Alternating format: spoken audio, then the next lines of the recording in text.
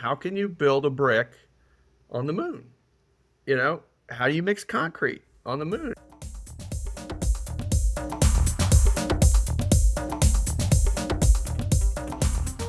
I'd like to welcome everyone to the AEC Perspectives podcast by RS&H. Thank you for joining us. I am your host, Rachel Moore. I am the least important person in this episode because we're about to introduce a few guests that are going to bring their expertise about insights on Spaceport, Cadence, and reusability. Things I don't know about, but you should know about, and we have the people here who know about those things. So first things first, I'm going to introduce each of you to our guests. First up, we're going to go with Andrew Nelson. Andrew, thank you for joining us today on the podcast. Well, thank you very much, Rachel. Excited to be here. Excellent. Can you tell us a little bit more about yourself and your role? Sure. I help run the aerospace practice here at RS&H, which focuses on what we like to say, everything but the rocket.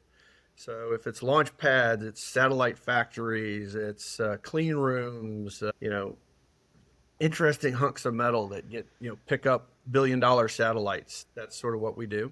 And my background is I started in the space industry at Cape Canaveral a long time ago, more than 30 years ago. And I've traveled through industry. I had a little stint as an investment banker along the way, but I came back from the dark side and here we are.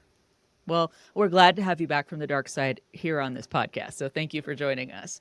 Next up, we have Josh Saltsman. Josh, we're really pleased to welcome you to the podcast as well. Please tell us more about yourself.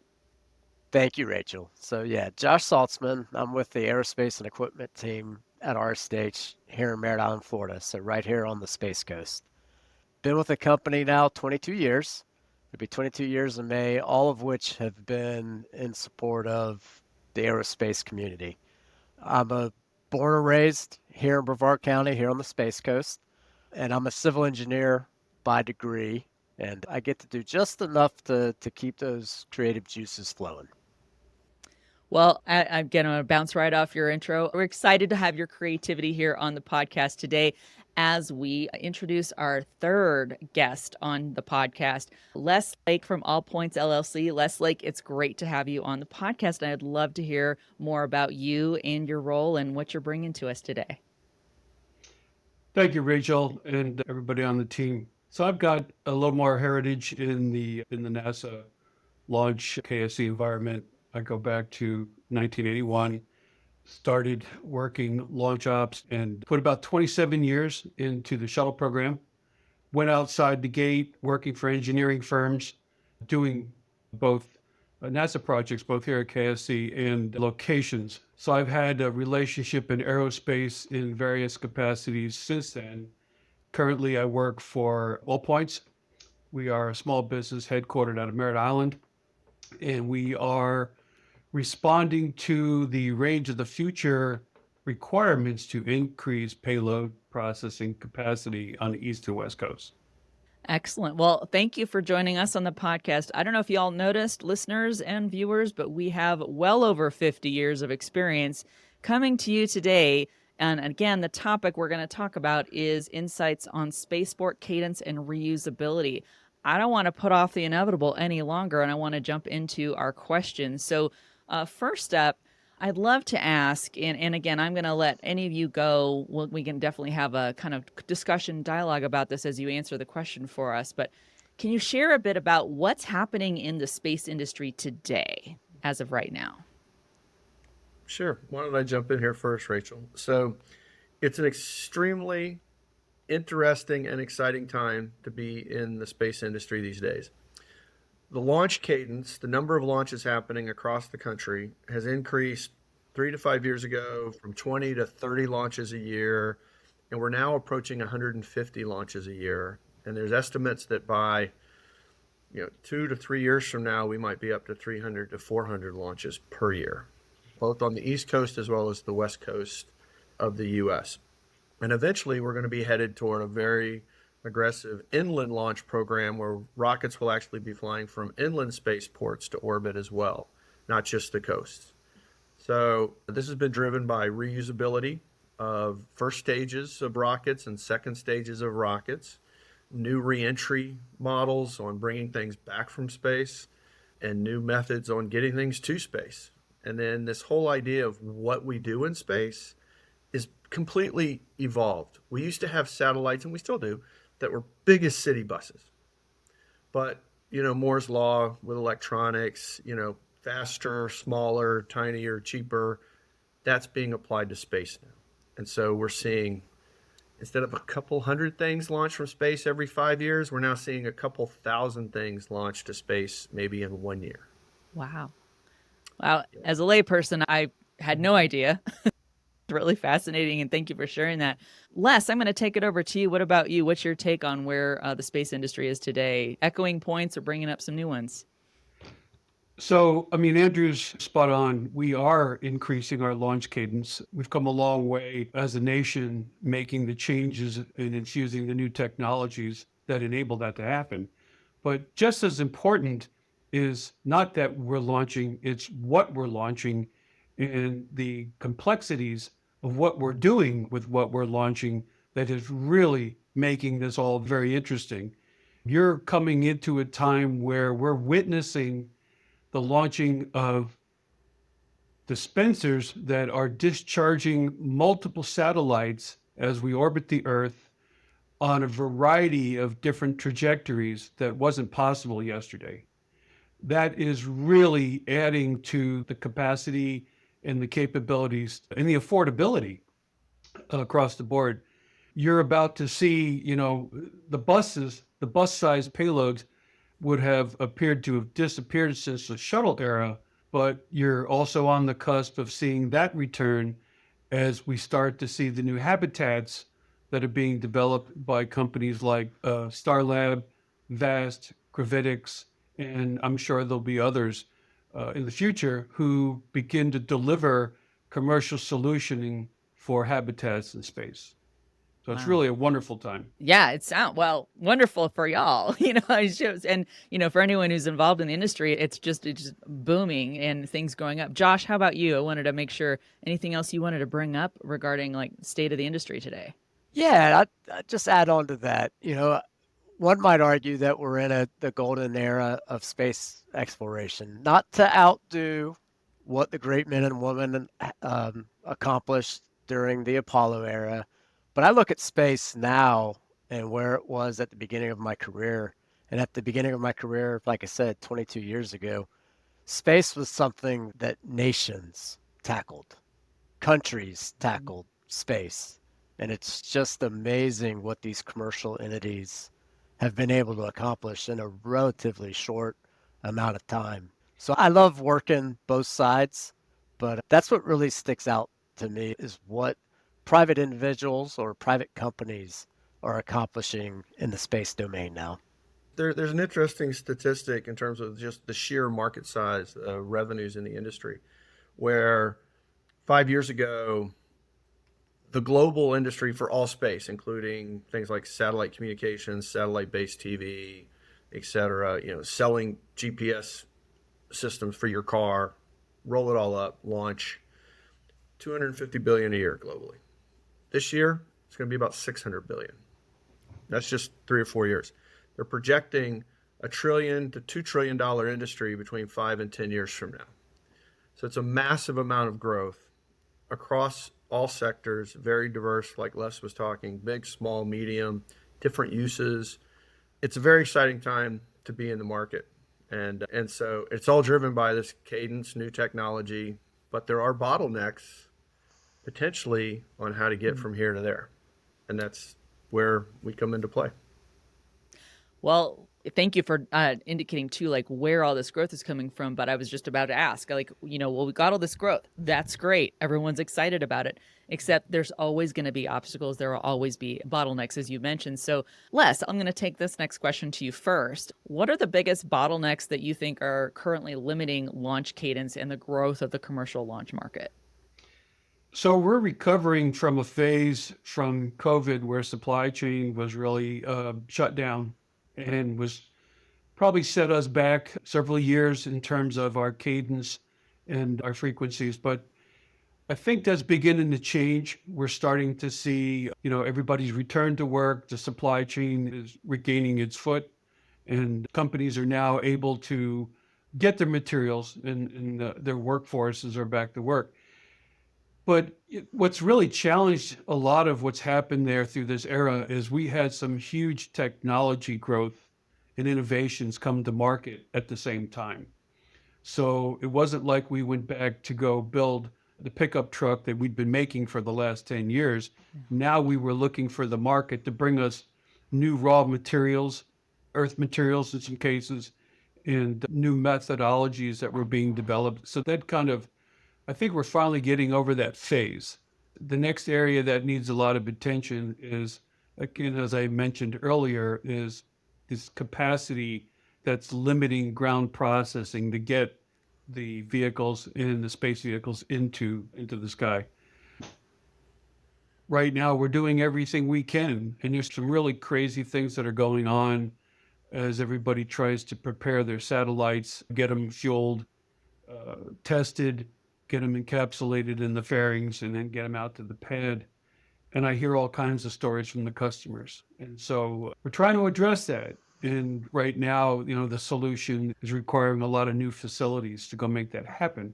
Mm-hmm. Normally, that wouldn't have been a problem so much in the past, but as we look towards private industry to bring commercial solutions, it introduces new problems that we didn't have yesterday.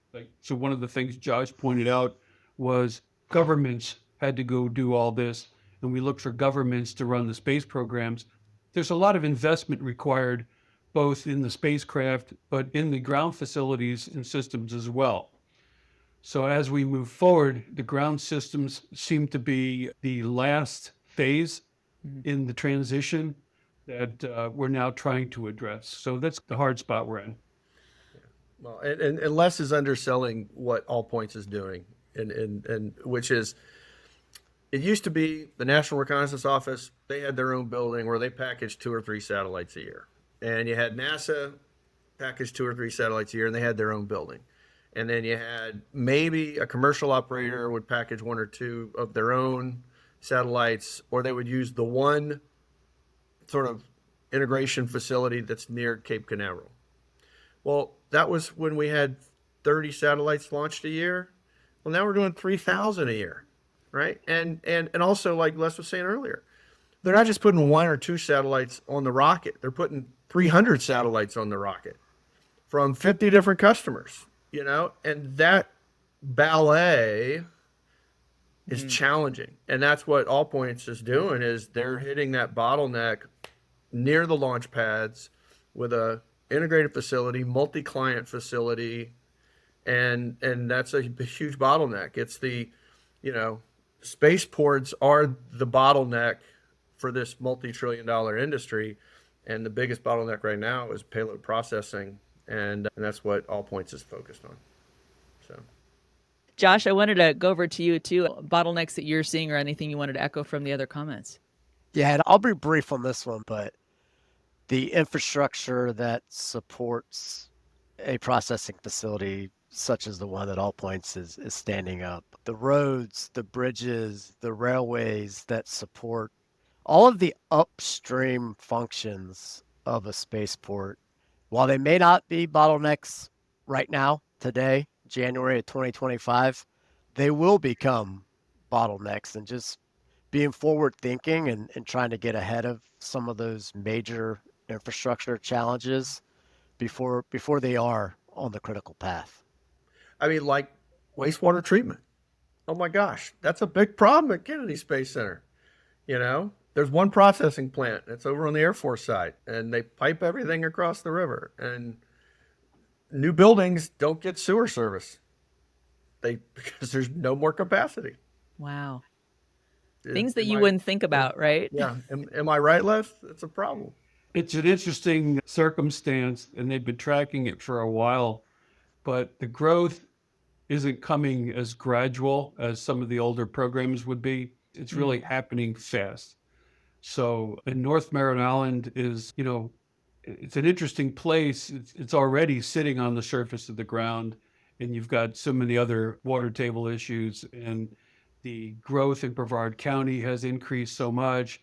But, when you start to build, 1.5 million square feet of facilities, and you bring in, 2,000 and 3,000 employees, to support the growth that's going on both between Blue Origin and SpaceX, you start to introduce these challenges.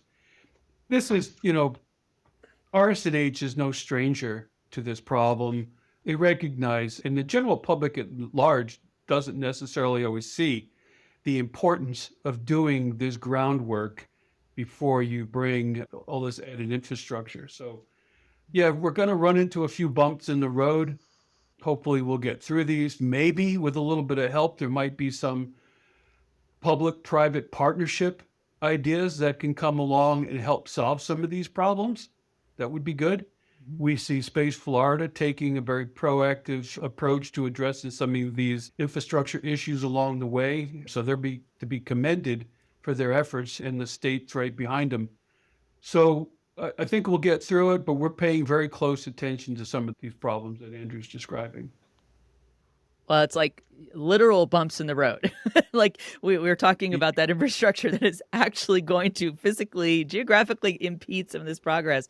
Josh or Andrew, I want to toss it back to you too. Other things about infrastructure, spaceport infrastructure that are impacting the frequency, any key technologies or designs, evolutions that need to happen in addition to what Les brought up? I'll start on that one, and that's what I was sort of alluding to earlier, but I'll put on my civil engineering hat for a moment. Oftentimes, the civil engineer on a project is focused on elements of the design that may be out of sight or out of mind, or you don't know you have a problem until you've got a sewage backing up at a facility or something. So, just as it relates to the infrastructure here in Brevard County on the Space Coast, I mean, there's potable water, there's sanitary sewer, there's communications, there's electrical. There's a lot of different commodities that the aerospace industry needs to operate facilities, to operate a launch site, to launch a launch vehicle. And that infrastructure, I don't want to say it's overlooked, but it's not thought about early in a project's life cycle. And it ends up falling on a critical path where you need it to operate your manufacturing facility or your launch site.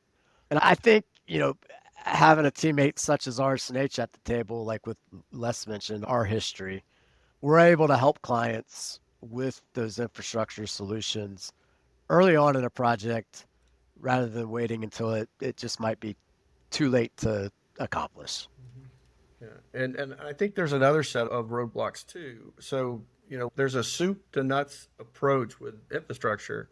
And whenever you build or you modify or you upgrade on federal property, you have to do the environmental assessments. You have to do the biological, surveys.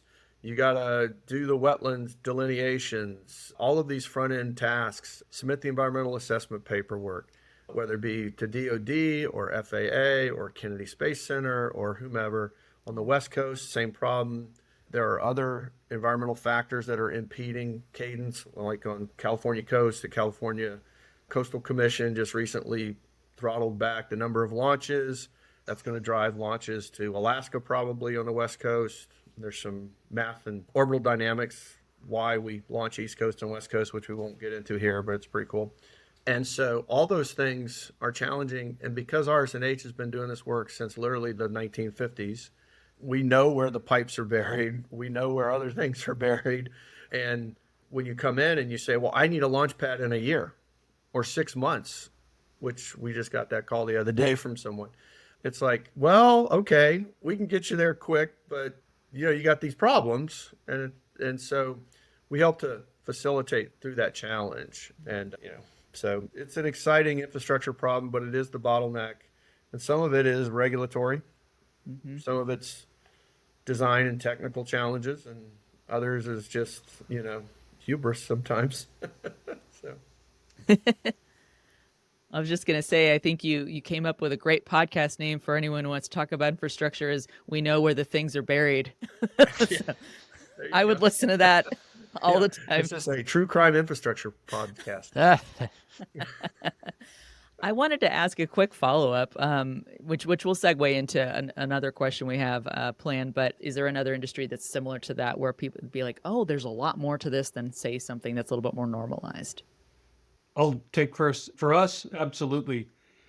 So get the easy one out of the way. Rockets use dangerous and hazardous fuels, right? First and foremost. They're not all liquid oxygen, liquid hydrogen, and even those have their own volatilities.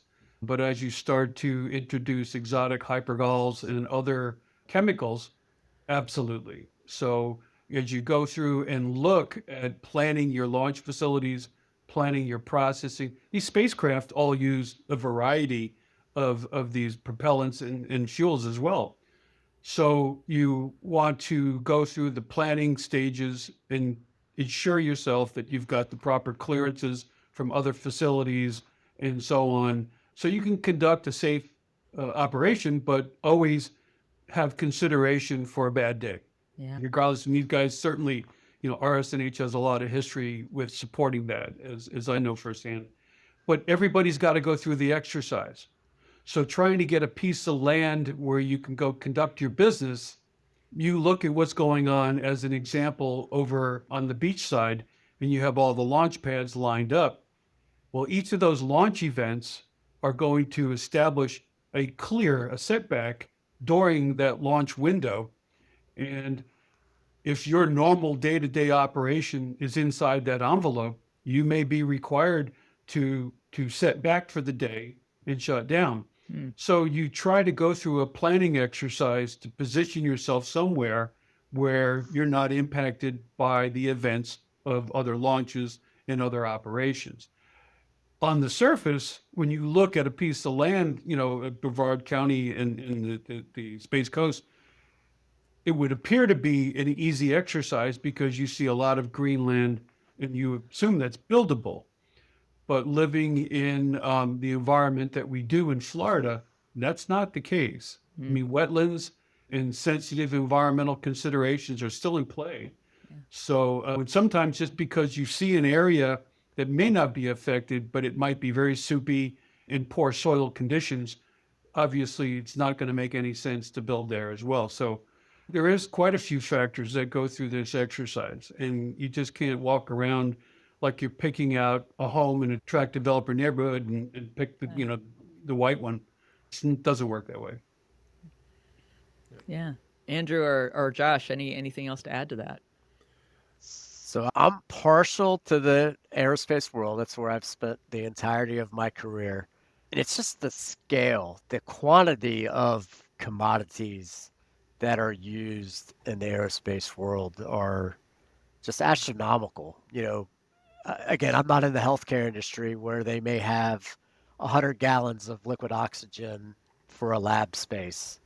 You're talking 700,000 gallons of liquid oxygen to propel a launch vehicle. So just the scale of the commodities and needs are just on a much bigger stage, I feel, in the aerospace community. Yeah, everything is so challenging. They say space is hard, and it is, but the infrastructure for space is also hard.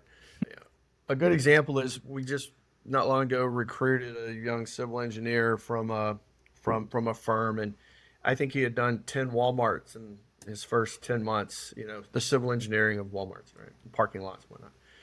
And we said, hey, how would you like to do the civil engineering work on a satellite factory? I mean, he's like, yeah, that's probably okay. And then he got into it. He's like, oh, wow, this is so much more different, or a launch vehicle system, or yeah, you need to put a launch site on the side of a hill in Alaska on Kodiak Island. There's a civil engineering challenge for you. Oh, and by the way, when you go out to visit, you got to worry about bears. There's just, you don't have to worry about bears at the Walmart parking lot unless they're Chicago fans. And so it's just all different. We had an electrical engineer who joined us not long ago, and he's doing the environmental control system in a shipping container that's going to ship a satellite or a space station module across the country. It's a $30 million piece of hardware, maybe 100, it's probably more than that, probably $100 million piece of hardware in $1 million container. And, it's got to maintain pressure, temperature, humidity, etc., to astronomical precision. And he's never thought about doing that. And and he's been in the industry 35 years. So everything's extreme. Mm-hmm. To Josh's point, the bigger, badder stuff, you know, the human race, mankind has an insatiable appetite to chase things that are beneficial to mankind. That space represents so many aspects of that, and it's not, we start with small and a bunch of smaller satellites, and we keep growing. And what we see now is now the next generation of lift to enable us to put more volume, more mass into space. As that succeeds and we start to unlock the next capability to increase, that's very likely to come along. As I mean, everybody wants to get on the train of success and prosperity. But in this case, it's more than that. Space is beneficial to mankind in so many ways. So it's not money wasted. It's producing a lot of great benefits for us. Plus, I've always, the part that impassions me is that desire, to explore. Why are we here, and all that side. But yeah, Josh is absolutely right. We're talking to customers that are looking to bring large volumes and stage large volumes of fuel on orbit. There's going to be large pieces of hardware we're going to stage on orbit. And as we prepare to start going beyond the moon and out to Mars and establish habitats and sustainment of lives on those lunar surfaces, that's a big undertaking. It's going to be great. What are you going to do about infrastructure out there? And that's some of the stuff. We have a little bit of, I'll say, sort of skunk works that RS&H, that sort of we work at, which is, okay, what are the building blocks that you need on the moon or on Mars? Well, like here, when you build a house, you need concrete, and you need 2x4s, and you need, panels, whatever, nails, screws. Okay, well, it's prohibitively expensive to bring all that stuff with you to the moon. So how can you do it in situ? How can you build a brick on the moon? How do you mix concrete on the moon? There's no water. Oh, wait a minute, there is water. There's a lot of water, actually, but it's not like you're going to drill for it on a well. It's built into the lunar regolith, the lunar dirt. And so there's things that we're thinking about well in advance now on how do you do 3D printing of walls, perhaps? How do you do inflatable structures? So that's an architectural challenge, right? How do you do inflatable furniture? How do you do, where do you get the air? There's all sorts of interesting infrastructure challenges that people are looking at, and we're just one of them. It really does make you, especially someone, like myself, who's not in that world, but like you mentioned, the scale, it's not normal. I was going to say it's like the Texas or Alaska of all of what we might think is normal. It's just everything's bigger. And so it always brings along its own set of problems, or challenges rather. But Josh or Les, I want to, for our final question, which Andrew just kind of touched on, other industries like maybe aviation, or others that could be adopted to improve reusability and reliability, throughout all of this, all the not normal environment of space industry. So we started talking earlier. Andrew actually teed up this when he was talking about all the individual programs. So the key word here is sustainability, right? And the reusability. So what he was describing was the old format for standing up a program. You would award a contractor, gets a launch pad, they got to go build it. Here's their rocket, they got to go build it. And they become very user-defined. It's a very user-defined program, hardware, and all the ground systems. And so what happens is when those programs end, those facilities either die in place, maybe you get lucky and somebody can come in and reuse it, which you're starting to see some of that here. But it's not like walking into a house you just bought, put your furniture in, and turn the lights on and fire up the oven and cook dinner. Typically, what's happening now is you've got to deal with a bunch of old facilities. You either have to rehabilitate, so on and so forth. So you see this vicious cycle that's going on, and it's very unsustainable, both from an economy as well as an environmental aspect of it. The program we're introducing isn't dependent upon a given rocket program. The payloads that we're building, or the processing facilities we're building, will accommodate a variety of all customer types looking to put their payloads into space. And the only governing aspect we're dealing with now is the magnitude of the size, right? Right now we are planning for some of that growth, and we can cover payloads for pretty much everybody on the market today. So that'll give us, and in having the ability to handle more than one program and more than one customer, right? And to be able to set up an operation that can reset the use of that clean room and bring in the next payload for the next customer. So customer A came in and he was there for a period of time. He gets his payload off to the pad they go, and we've got a schedule that allows the next program to come in behind them.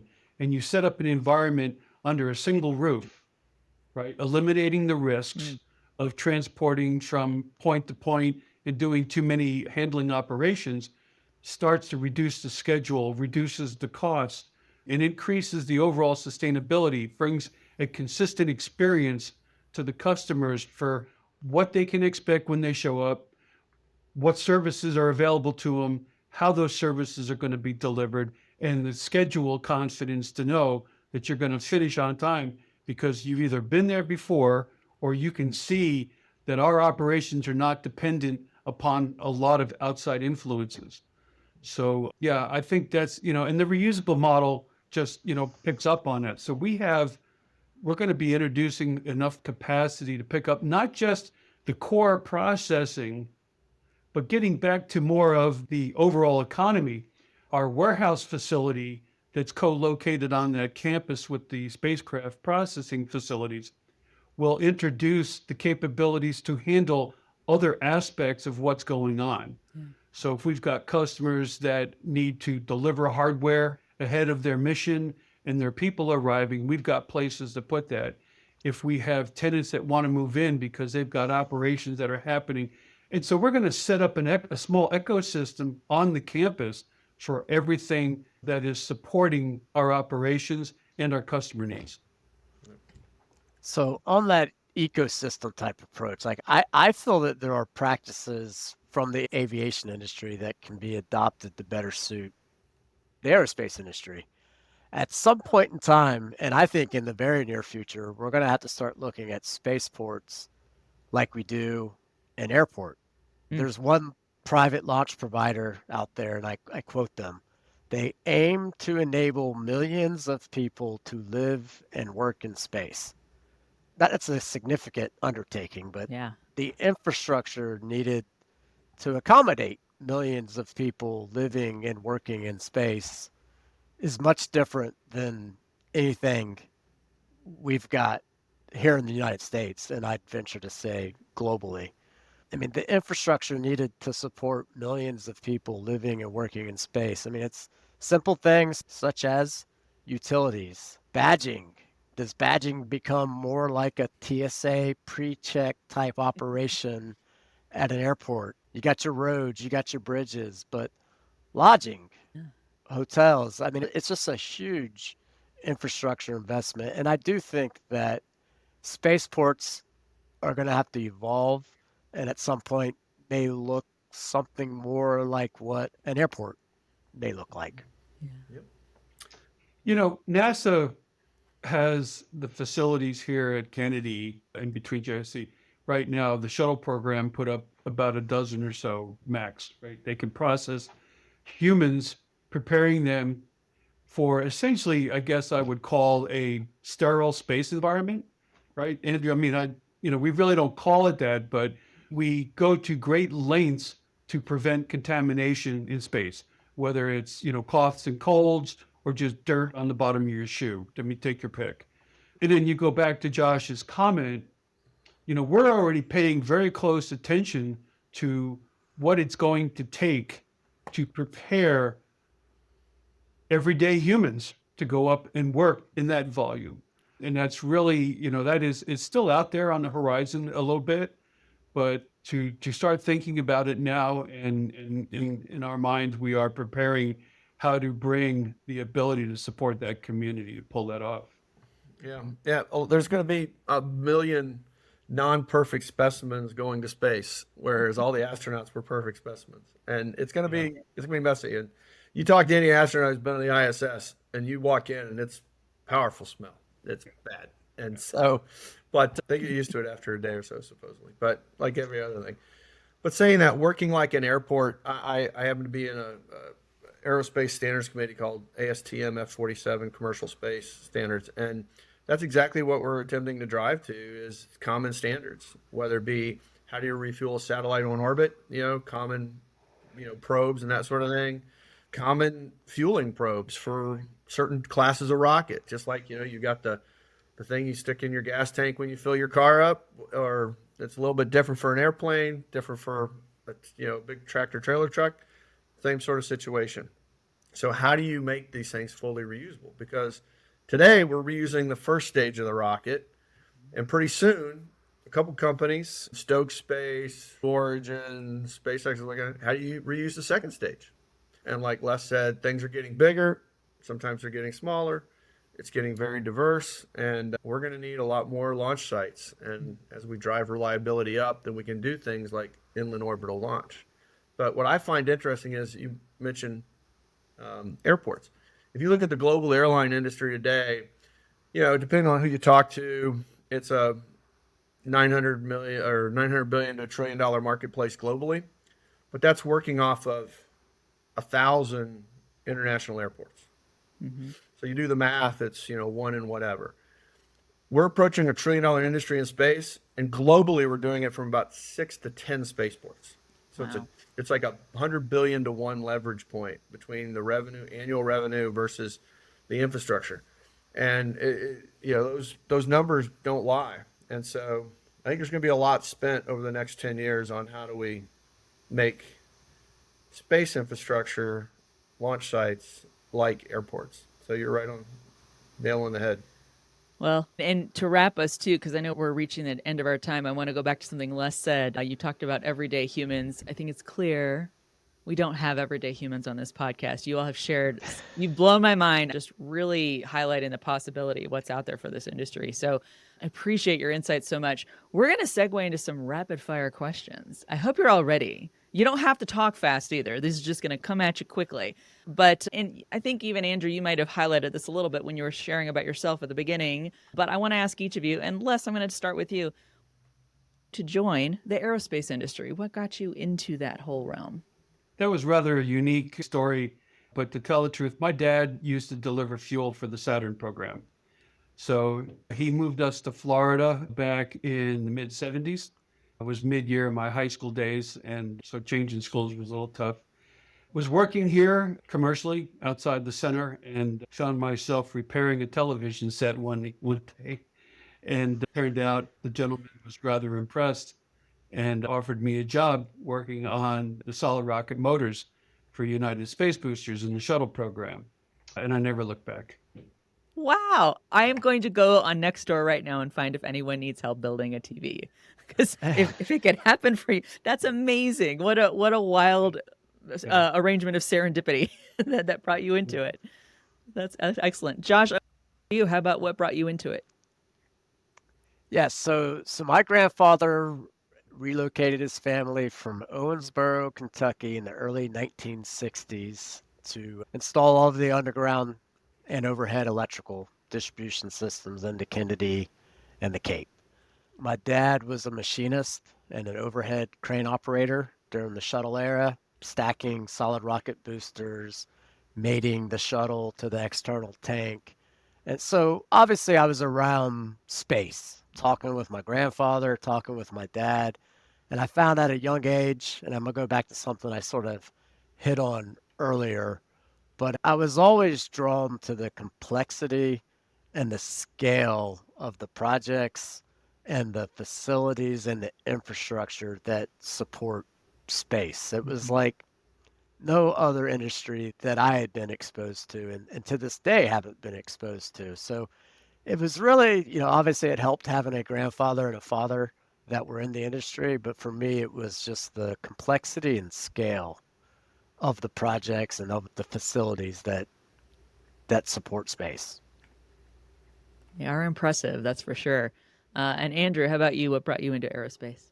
Oh, I'm a children of Apollo, 69, 6 years old. You want to be an astronaut? See the people walk on the moon, shuttle. Went to college for electrical engineering. My family had some background in aviation. My grandfather had been, sort of an aircraft testing guy in the World War II and afterwards. So, but now watching Apollo. And then my first job out of college was at Cape Canaveral, working for a company called Pan Am World Services, which used to be part of the airline. They were the range contractor. And I was on missile tracking ships. And just never looked back. Yeah, it was just satellite communications in college, satellite navigation. It's addictive. It's addictive, It's so addictive. yeah, yep. You see Seems like rockets it. flying, and like my kids, they're in the aerospace industry now too. So Andrew tried to get away from Well- it for a bit, but he came right back. I did. I went off to be an investment banker for 10 years, and I just couldn't. Ended up running a rocket company and then coming to RS&H. So Well, that's very polar opposites right there. So that was Yeah. super interesting. In just a few minutes, so I need to keep your answer short but succinct yet meaningful. If we can accomplish that, I'm gonna go in the reverse order. I'm gonna ask each of you what H's brand essence, driven to care. That phrase, what does that mean to you? Andrew, you first. What does driven to care mean to you? Well, I think it starts at home. Starts with our people. Starts with our family. We back each other up, and then it branches to the clients. You care about what their mission is. You care about what they're trying to do, and you try to make it happen no matter what. So within legal realm. I'm a third generation Brevard County Space Coast native. So for me, it's, not only do we deeply care about our associates and the success of our clients, but we're deeply rooted and committed to the communities that we serve. So our clients' success help enable success in the community, in the market. So it's bigger than just our people and our clients. It's the communities that we serve as well. Well, and Les, your perspective too on this is super, super interesting and important. What does RS&H's driven to care brand essence mean for you? I think Josh has said that quite well. People who are in the industry ask where you're from, and you tell them, I'm from Brevard, I'm from the Space Coast here, and this is what I do. That defines everything. And what's important to so many of us is that, we've built this community. Whether we weren't here to start it, we won't be here to finish it, but we're a meaningful part in some very critical transition periods of the growth of the space industry. There's so much culminating here. And the skills and the talent, the expertise that we all try to bring and the value we try to create of ourselves every day not only expels out on the community, but down to our children, into our schools, and all around us. So it's important, right? It's important for so many reasons because we're on stage. The customers are not just here in Florida. They're not just here in the United States. They're all over the globe, and they're watching. And I think we're doing a pretty good job. Well, on that note, everyone's been watching and listening to this fascinating take on this insights into the aerospace industry here on AEC Perspectives by RS&H. Josh, Andrew, Les, I want to thank you all so much for being guests on the podcast. Super insightful and really excited for everyone to learn from this. Thank you so much. And thank you, everybody, for listening and watching. Have a great rest of your day.